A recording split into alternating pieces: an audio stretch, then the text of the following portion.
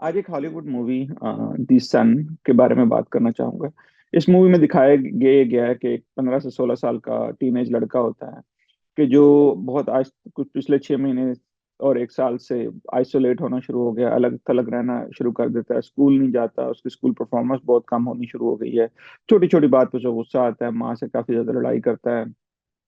और खाता पीता भी सही नहीं है, जो उसके इंटरेस्ट की चीजें थी उसमें भी वो इतना ज्यादा इंटरेस्ट नहीं ले रहा। मिसाल के तौर पर बाहर जाना, दोस्तों से मिलना, वो भी चीजें काफी आहिस्ता आहिस्ता खत्म होती जा रही हैं।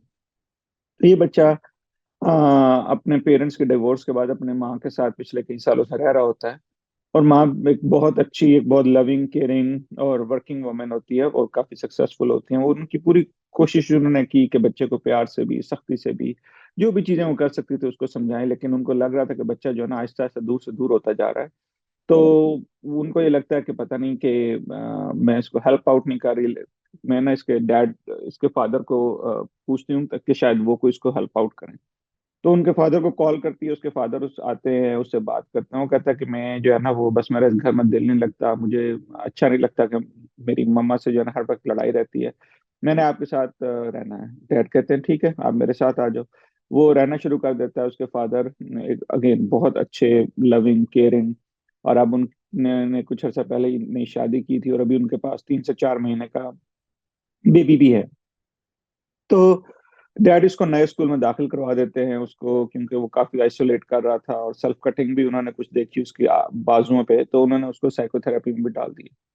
तो कुछ दिनों बाद वो बताने लगा कि माश स्कूल बहुत अच्छा चल रहा है, मुझे दोस्तों ने पार्टीज में इनवाइट भी किया है और मैंने जाना भी है और चीजें काफी बेहतर चल रही हैं। तो फादर काफी खुश हो जाते हैं, दोनों पेरेंट्स काफी खुश हो जाते हैं, चलो जिंदगी जो है ना वो एक सही रास्ते पर चलना शुरू हो गई है। लेकिन दो वाकयात बैक टू बैक होते हैं। एक तो ये होता है कि उसकी मदर जो है ना वो उसकी स्टेप मदर होती हैं, जो सौतेली माँ होती हैं, वो उसके कमरे की सफाई कर रही होती हैं, तो उन्हें ना उसके बेड के नीचे से एक चाकू मिलता है।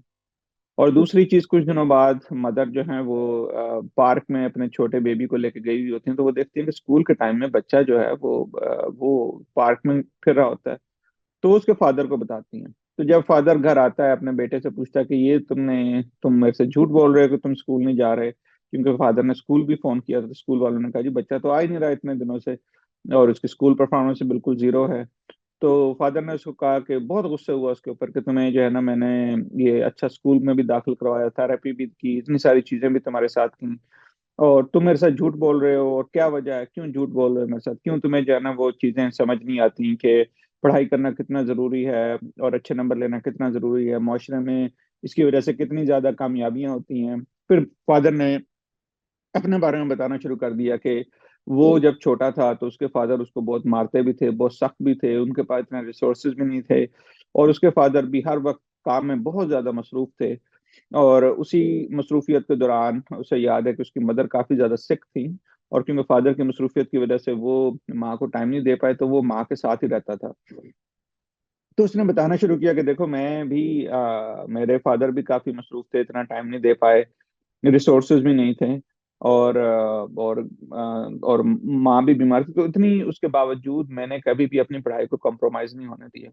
तो उसको बताने लगे कि तुम कितने अनअप्रिशिएटिव हो, कितने स्पॉइल्ड हो गए हो, कितना जो है ना वो अजीब से हो, अजीब गरीब गरीब हरकत कर रहे हो, कि मैं तुम्हें हर चीज करने की कोशिश कर रहा हूँ और तुम मुझसे झूठ बोलते जा रहे हो, तुम मेरी बात नहीं सुनते, तुम्हें जो है ना वो नजर नहीं आता कि पढ़ाई करना कितना जरूरी है, और अगर अच्छे नंबर हाई स्कूल में अगर नहीं अच्छे नंबर लोगे, कॉलेज नहीं जा सकोगे, और फिर कोई अच्छा तुम्हारा स्टेटस नहीं बन सके। मतलब फादर जो है वो उसको शेम, उसको गिल्ट और इस तरह के गुस्से में वो पता नहीं क्या क्या कुछ कह गया।